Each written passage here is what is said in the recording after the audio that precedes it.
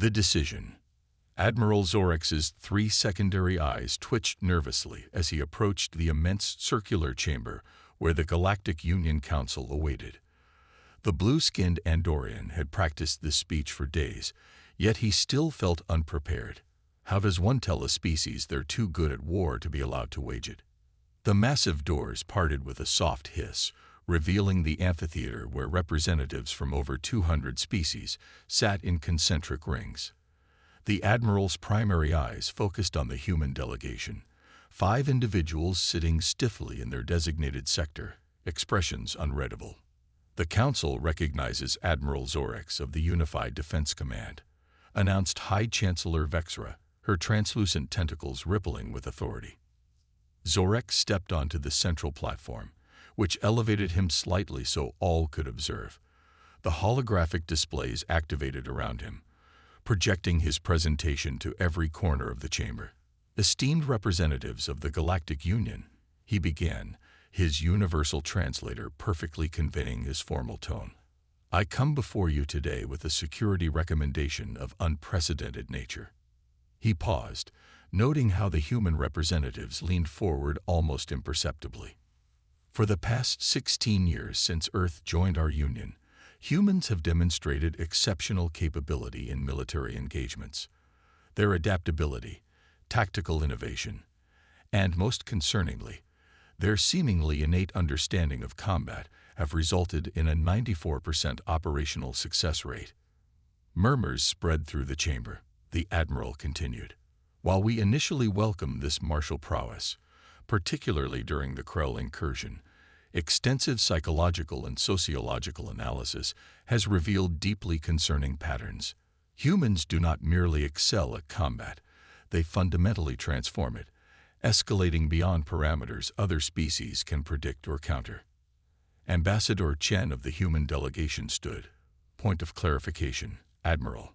Are you suggesting our success is somehow problematic? Earth has lost thousands of citizens defending Union worlds.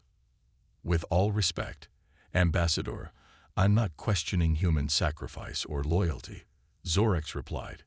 I'm addressing the escalatory nature of human combat methodology. The Union faces a stability crisis precisely because human military integration has created unintended consequences. The holographic display shifted to show battle statistics, casualty reports, and psychological assessments. When humans join a conflict, they don't simply participate. They revolutionize it. What begins as conventional engagement rapidly evolves into something other species cannot adapt to quickly enough. This creates fundamental imbalances in our defense structure. Representative Calvor of the Trescan hierarchy, a longtime human ally, objected. This sounds suspiciously like punishing excellence. Admiral, should we hamstring our most effective defenders because others cannot match their innovation? The chamber erupted in overlapping arguments, silenced only when Chancellor Vexra activated the acoustic dampeners. Allow the Admiral to complete his presentation, she commanded. Zorex nodded gratefully. My recommendation is not made lightly. After extensive consultation with the Defense Command's CENOP Psychological Division and Strategic Assessment Bureau, we propose Directive 773A, the restriction of human personnel from frontline combat roles throughout Union space. Ambassador Chen's face flushed dark red, a human anger response that made several nearby representatives inch away.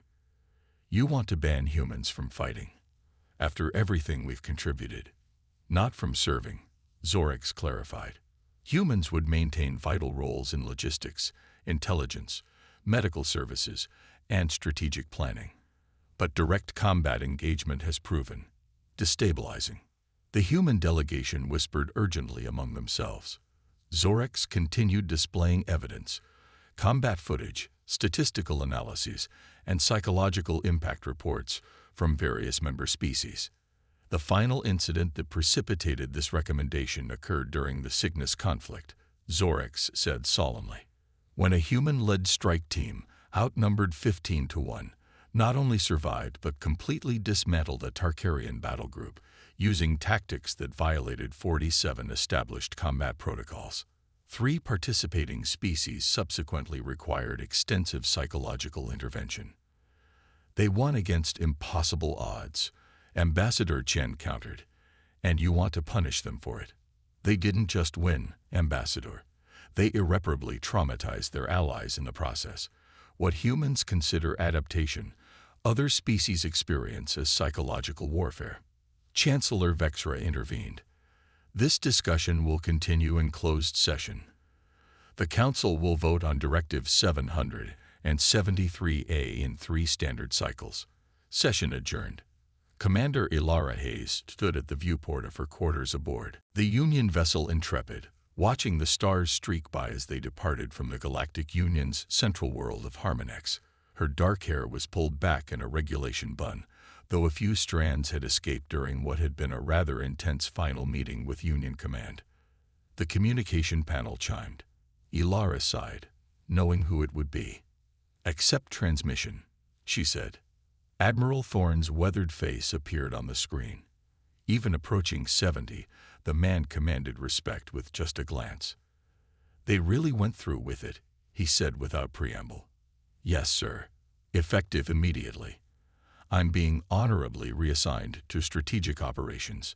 Ilara couldn't keep the bitterness from her voice. "Ilara, I know this feels like a betrayal. With all due respect, Admiral, it is a betrayal. I've given 12 years to the Union Defense Force, led 23 successful operations, saved countless lives, and now I'm being shelved because we're too good at our jobs." The vote was closer than you might think. 63% in favor. That's hardly consensus. Ilara turned from the viewport, her eyes flashing.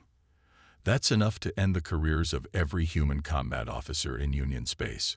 3,000 of us, Admiral, all being told we're too dangerous to be trusted. Thorne's expression softened. This isn't the end. It's a political situation, and those can change. You and I both know there's more to this than they're saying. The Void Collective is advancing unchecked in the outer territories, and instead of deploying their best combatants, the Union is sidelining us. It doesn't make strategic sense. No, Thorne admitted, it doesn't, which is why I want you on a special assignment. Ilara raised an eyebrow. I thought I was banned from combat roles. Combat, yes. Investigation, no. There's something happening on Proxima Station. Personnel from multiple species reporting unusual phenomena. Psychological disturbances similar to what we've seen in combat veterans who faced the Void Collective. You think they've infiltrated a Union station. I think we need someone who knows what to look for. Someone who won't be expected to be there precisely because of this new directive. Your reassignment paperwork won't be processed for 3 standard days. Ilara's eyes narrowed. You want me to go off-grid. I want you to make a stopover at Proxima Station before reporting to your new assignment.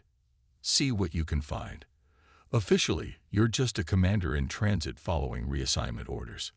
And unofficially, you're the only human combat officer who's ever survived direct engagement with Void Collective forces.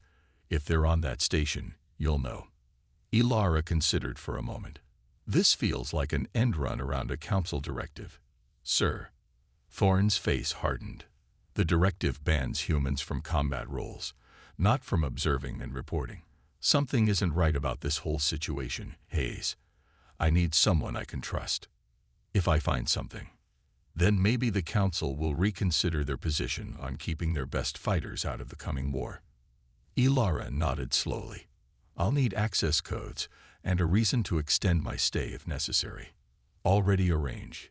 Your transit orders include authorization for up to 3 days on Proxima for psychological adjustment counseling. Standard procedure for combat officers transitioning to non-combat roles. Clever. Just be careful, Commander. Whatever spooked the Council about humans in combat. I've never seen anything like it in 40 years of service. After the transmission ended, Ilara turned back to the viewport. She'd fought alongside a dozen species, learned their ways, respected their differences. Now she was being treated as something dangerous, a weapon too unpredictable to deploy. What had happened in the Cygnus conflict wasn't some aberration. It was humans doing what they'd always done: adapt, improvise, survive. If other species found that traumatizing, perhaps they should reconsider going to war in the first place. Ilara pulled up the classified file on the Void Collective one more time. Images of the aftermath of their attacks filled her screen: devastated colonies, shattered defense stations, and the peculiar neural damage found in survivors. The Collective wasn't just another hostile species, they were something fundamentally different. And now, facing this existential threat, the Galactic Union had just sidelined its most effective fighters. Whatever was happening on Proxima Station might provide answers, but Ilara suspected this went far deeper than one outpost. Someone was afraid, not just of what the Void Collective might do, but of what humans might become in the process of stopping them. Ilara closed the file and began preparing for her mission. Directive or no directive, she had work to do. The Resistance. Proxima Station hung in the darkness like a metal flower, its 5 enormous petals extending from a central hub. Each petal housed a different atmospheric environment, allowing species from across the Union to coexist in comfort. As her shuttle approached the docking bay, Commander Ilara Hayes studied the station's layout one final time. Something was wrong here. She could feel it. Admiral Thorne's intelligence suggested unusual activity, but the reports were frustratingly vague. Psychological disturbances, unexplained behavior patterns, personnel going missing for hours at a time with no memory of their whereabouts. Shuttle 459, you are cleared for docking bay 17, came the controller's voice. Welcome to Proxima Station, Commander Hayes. The shuttle settled onto the landing pad with a gentle thud. Ilara gathered her minimal belongings and the small case containing her personal sidearm, technically allowed under her transit permissions, though she'd need to register it upon arrival. The customs officer, a tall Velian with iridescent scales, eyed her uniform with noticeable discomfort. Commander Hayes, he said, scanning her identification chip. Human military. I see you're transitioning to non-combat duties. That's correct, Ilara replied evenly. I'm scheduled for adjustment counseling during my layover. The Velian's vertical pupils dilated slightly. Yes, the new directive. We've had several human military personnel through recently. 3-day authorization granted. Please register your weapon. As Ilara placed her hand on the scanner, authorizing her sidearm, she asked casually, many humans stopping here for counseling. More than usual, the officer admitted. Though not all stay the full 3 days. Some depart early. Interesting. Ilara collected her clearance and headed into the station proper. The main concourse buzzed with activity. Diplomats, traders, station personnel, and travelers from dozens of species moving purposefully through the vast space. Holographic signs in multiple languages directed traffic. Food vendors selling cuisine from across the galaxy filled the air with exotic aromas. Ilara found her assigned quarters in the station's human-compatible section and secured her belongings before heading back out. Her first stop, the station's security office. If anyone knew about unusual occurrences, it would be them. The security chief, a gruff Tyrellian named Drav, seemed unsurprised by her inquiry. Another human officer asking questions. He rumbled, 4 arms crossed over his broad chest. You're the 3rd this month. Other human officers have been investigating. This wasn't in Thorne's briefing. Not officially, Drav said. Just asking the same questions you are. Strange happenings. Missing time. Personnel acting oddly. And what did you tell them? Same thing I'll tell you. There's nothing unusual in our official reports, but... He leaned forward, lowering his voice. My people have noticed things. The station's power grid experiences micro-fluctuations every 27 hours. Environmental controls in Section 4 malfunction briefly, then correct themselves. And there's a pattern to the personnel who report missing time. They all work in proximity to the central hub's maintenance access. Ilara nodded thoughtfully. Who were the other officers asking questions? Didn't catch their names. One was reassigned like you. The other, civilian clothes, but military bearing. Not officially here at all. I guess. A human operating off the books. Interesting. What happened to them? The reassigned one completed her counseling and departed on schedule. The unofficial one. Drav's expression darkened. He accessed the central hub maintenance tunnels 2 days ago. Haven't seen him since. After leaving security, Ilara made her way toward the station's central hub. If she was going to find answers, that seemed the logical place to start. As she walked, she noticed something odd. Every species she passed gave her a wide berth. More than simple courtesy, they were actively avoiding proximity.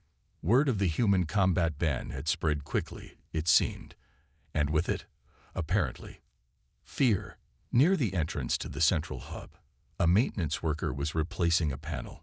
Human, male, military posture despite the civilian coveralls. Need a hand? Ilara asked, stopping beside him. The man glanced up, then around them before answering quietly. Commander Hayes, right on schedule. Ilara tensed. Do I know you?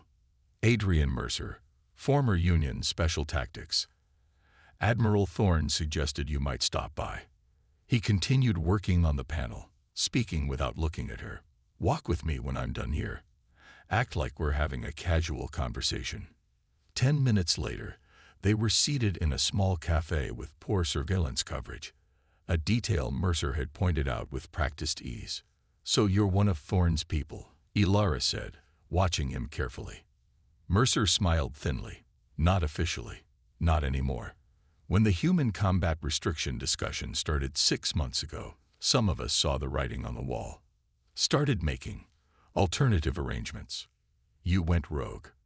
We formed a contingency, human combat specialists, operating outside official channels. Call it insurance against the day the Union might need us despite their policies. Ilara frowned. That sounds dangerously close to a military splinter group. We prefer specialized response unit. And before you get righteous, Commander, ask yourself why Thorne sent you here. It wasn't for counseling. He had a point. What have you found? Something's happening on this station. Access points to restricted areas being used when there's no record of personnel entering. Communications sent without origin signatures. And then there's the missing person. The other investigator Drav mentioned. Mercer nodded. Jonas Kelly. Good man. Former recon specialist. He accessed the maintenance tunnels after tracking energy anomalies. And never came out. You think the Void Collective has infiltrated the station. I think someone has. But there's more. Mercer lowered his voice further. We've intercepted fragments of internal Union communications. The combat ban wasn't just about our tactics being unpredictable. It's about what happens to humans during prolonged combat with the Void Collective. Ilara leaned forward. What happens? We change. Physiologically. Neural patterns alter. Response times increase. Pattern recognition enhances beyond normal parameters. The xenopsychologists have a term for it, combat evolution. That's impossible. Evolution takes generations. Not for us. Not when fighting the collective. Something about them triggers accelerated adaptation in humans specifically. The Union species who fought alongside humans against the collective weren't just traumatized by our tactics, they were terrified by what we were becoming. Ilara thought back to her own experiences fighting the collective. The heightened awareness, the ability to predict movements before they happened. She'd attributed it to adrenaline and experience. You're saying we're mutating in combat. Temporarily. It fades after the engagement ends, but the potential scares them, especially since no other Union species shows the same response. The Cygnus conflict was just the tipping point. 17 humans against overwhelming odds, displaying abilities that defied explanation. So they banned us from combat because we're too adaptable. Mercer's expression was grim. They banned us because they're afraid of what we might become if the adaptation becomes permanent.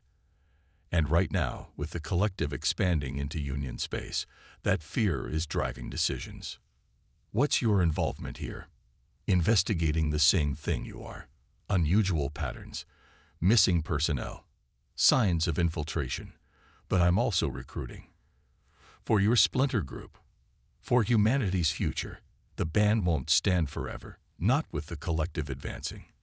When it falls, we need to be ready, trained, organized. Ilara shook her head. This borders on treason, Mercer. Does it? Or is it preserving the Union's best chance at survival while they work through their political panic? He slid a small data chip across the table. Thorn trusts you. That's enough for me. This has the access codes for the maintenance tunnels, plus what we've gathered so far. Before Ilara could respond, an alarm blared throughout the station. Red emergency lights began flashing. Security alert. All personnel return to quarters. This is not a drill. Repeat, this is not a drill. Mercer's comm unit buzzed. He checked it, his expression darkening. They're here. The collective scout ship just dropped out of hyperspace near the station. They've already breached the outer defensive perimeter. How is that possible? The station's defenses were deactivated from within. Mercer stood. Someone opened the door for them. The infiltration. Exactly. I need to get to my team. You need to get to central operations. If the collective has assets already inside the station, the command center will be their first target. Ilara's combat instincts kicked in immediately. I'm banned from combat roles, remember. Mercer's smile was cold. Funny thing about bureaucracy, it takes time to process paperwork. Technically, you're still an active combat officer for. He checked his watch. Another 37 hours. Suggest making them count. As they left the cafe, the station's main lighting failed, replaced by emergency backups that cast everything in an eerie red glow. The evacuation sirens continued to wail. Good hunting, Commander, Mercer said, heading toward a maintenance access point. When this is over, we should talk more about your future career options. I'm not joining your resistance, Mercer. After today, you might reconsider what resistance actually means. He disappeared into the access tunnel, leaving Ilara alone in the rapidly emptying corridor. She drew her sidearm and headed toward central operations, her mind racing. If Mercer was right, if humans really did undergo some form of accelerated adaptation when fighting the collective, then the Council's fear made a certain kind of sense. Species that had evolved over millions of years to perfect their forms would naturally be disturbed by humans' apparent ability to rapidly change in response to threats. But banning your most effective fighters when facing an existential threat, that wasn't just bad strategy, it was potential suicide. As she rounded a corner, Ilara froze. 3 station security officers stood in the corridor ahead. A Velian, a Tresk, and a Meridian. Their postures were wrong, movements jerky and uncoordinated. As they turned toward her, she saw their eyes, pupils dilated to pinpoints, expressions blank. Not security anymore. Puppets. The Void Collective had indeed infiltrated Proxima Station, and now they were activating their assets. The revelation. The controlled security officers moved with eerie synchronization, drawing their weapons as they spotted Ilara. She ducked behind a support column as energy pulses scorched the wall where she'd been standing. This confirmed Mercer's intel. The Void Collective wasn't just attacking. They had assets already in place. Mind control was consistent with reports from other collective encounters, though usually it was limited to primitive species. Taking over Union security personnel represented a significant evolution in their capabilities. Ilara assessed her options. 3 opponents, standard station weapons, no cover advantage. Direct confrontation wasn't optimal. She accessed the emergency panel beside her and triggered the section's fire suppression system. Instantly, the corridor filled with dense foam designed to smother oxygen-based fires. In the confusion, she sprinted past the disoriented officers, slamming the emergency bulkhead control as she passed. The heavy doors slammed shut behind her, temporarily sealing off her pursuers. Central Operations was 2 levels up. As she raced toward the emergency stairwell, Ilara felt something strange. A growing awareness of her surroundings that extended beyond normal perception. She could sense movement patterns, predict optimal paths through the station's labyrinthine corridors.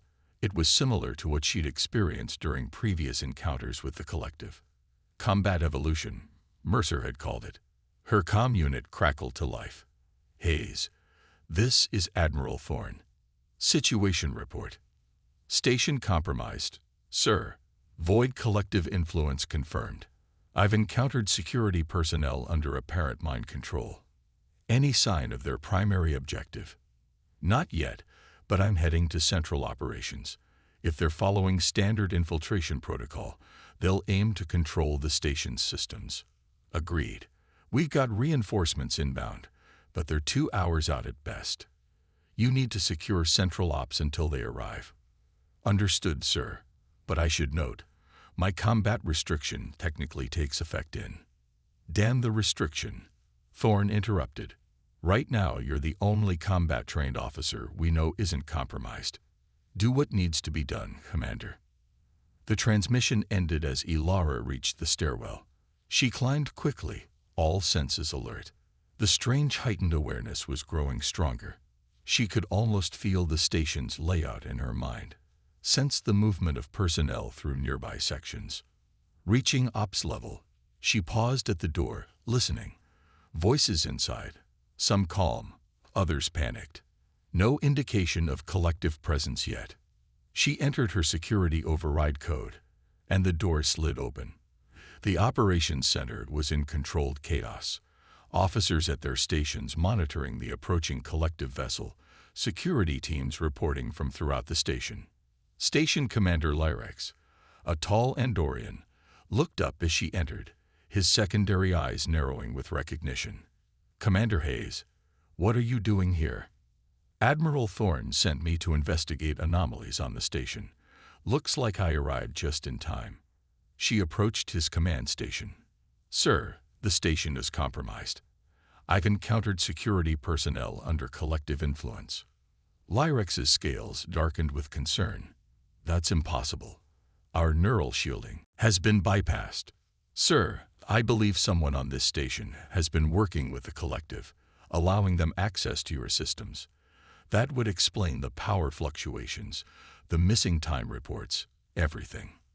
The commander studied her for a moment, then nodded sharply. Security Chief Drav reported your inquiry earlier. I trust Thorne's judgment. He turned to his console. Initiate Protocol Omega-7. Full neural scan of all personnel. Authorization Lyrex Alpha 99. Alarms immediately changed tone as security officers began moving through the operations center, scanning each staff member with neural detectors. The approaching vessel, Ilara asked.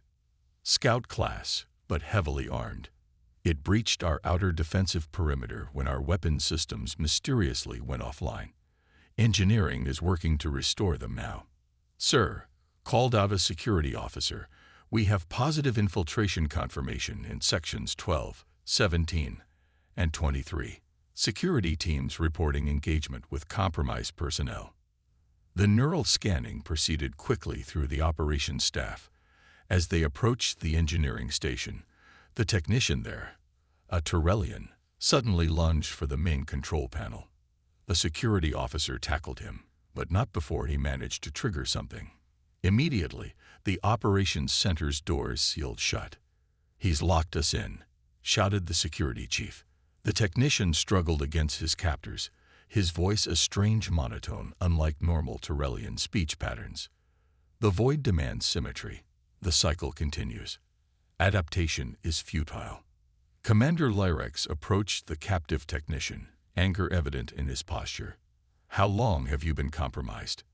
The technician's expression remained blank. Time is irrelevant. The void expands. Resistance expires. Ilara stepped forward. Commander, we need to regain control of the station's systems.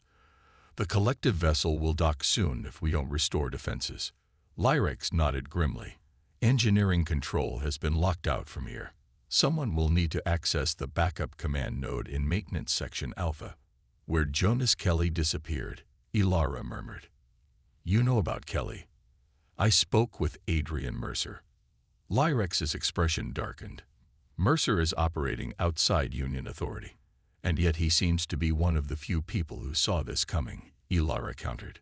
Sir, I volunteer to access the backup command node. It's too dangerous. That section has been reporting anomalies for weeks, which makes me the logical choice. Ilara gestured to her uniform. Human combat officer, technically still active for another day before the restriction fully processes. I've encountered the collective before and survived. Lyrex hesitated, then nodded reluctantly. Security, override the command center lockdown. Escort Commander Hayes to access point Alpha 3. As they prepared to leave, Ilara's comm unit buzzed again. A message from Mercer on an encrypted channel. Hayes, we've engaged hostile forces near the docking bay. They're not just mind-controlled. They'd got actual collective troops aboard already. But there's something else you need to know. We found Kelly. Alive? Yes and no. He's changed. Whatever the collective was doing in those maintenance tunnels, he was exposed to it. His neural patterns are altered, enhanced. He's demonstrating abilities no human should have. It confirms our theory about combat evolution, but this is something more permanent. Ilara felt a chill. Where is he now? We've got him secured, but he keeps talking about the source in Maintenance Section Alpha. Says that's where they're keeping it. Whatever it is. I'm heading there now. Be careful, Hayes. Kelly's scan results. They're barely recognizable as human anymore. Maintenance Section Alpha was eerily quiet compared to the chaos elsewhere on the station. Ilara moved cautiously through the dim corridors, her weapon ready. The security team Commander Lyrex had assigned remained at the entrance, securing her exit path. The further she progressed, the stronger her strange awareness became. She could almost feel energy patterns flowing through the station, detect subtle vibrations indicating movement several sections away. It was disorienting but undeniably useful. Combat evolution in action. Or something else.